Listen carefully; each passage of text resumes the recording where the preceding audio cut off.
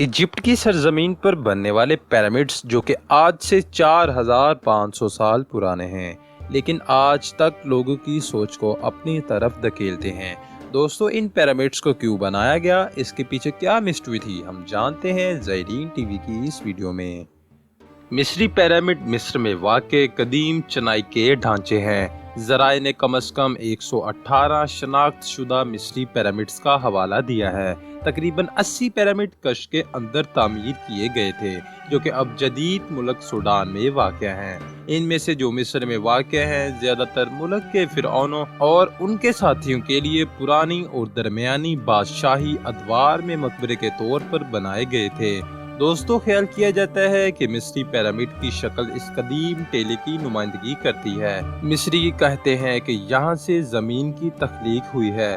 Pyramid की शक्ल को सूरज की उतरती किरणों का नुमाइंदा भी समझा जाता है और ज्यादातर पिरामिड्स का सामना चमकदार इंतहाई आकाश सफेद चूने से होता था, ताकि दूर से देखने से इन्हें एक शानदार शक्ल मिल सके।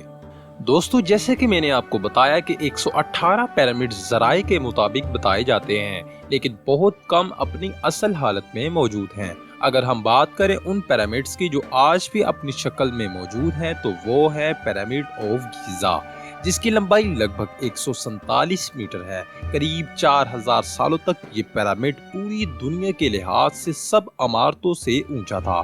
इस पिरामिड को बनाने में इतने भारी पत्थर लगाए गए थे कि इस पिरामिड का वजन 6 मिलियन टन है। अगर हम आज के दौर की सबसे ऊंची इमारत बुर्ज खलीफा से इसको कंपेयर करते हैं, तो उसका वजन तकरीबन 12 बुर्ज खलीफा के बराबर है। दोस्तों, जैसे जैसे इंसान हिस्ट्री में जाता है, तो उसके लिए इतना ही मुश्किल हो जाता है किसी चीज का पता लगाना।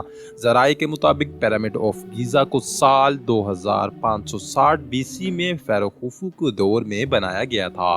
दोस्तों, इजिप्शियन शहजादे महाराजा की अगर बात करें, तो उन्हें कदीम ज़माने मिस्र में फ़ारो के नाम से ही पहचानते हैं। अगर आप इस पिरामिड को देखते हैं, तो इसके साथ 2 और पिरामिड्स भी मौजूद हैं।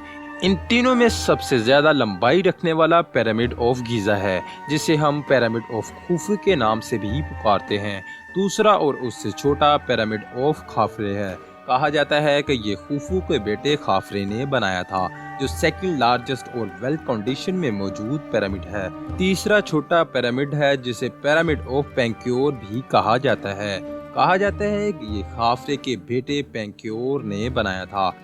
और भी काफ़ी पिरामिड्स इजिप्ट में मौजूद हैं, लेकिन कहा जाता है कि वो पिरामिड्स वेदरिंग की वजह से टूट फूट का शिकार होकर मलबा बन चुके हैं, जो कि सही तरह अपनी हालत में मौजूद नहीं हैं। और शायद 118 पिरामिड्स में से सबसे बेहतरीन 3 पिरामिड्स अपनी हालत में मौजूद हैं। दोस्तों, अगर इन पिरामिड्स को बनाने की असल वजह पर गौर व फिक्र की जाए, तो इन्हें एक मकबरे के लिहाज से बनाया गया था, जो एक टॉम है।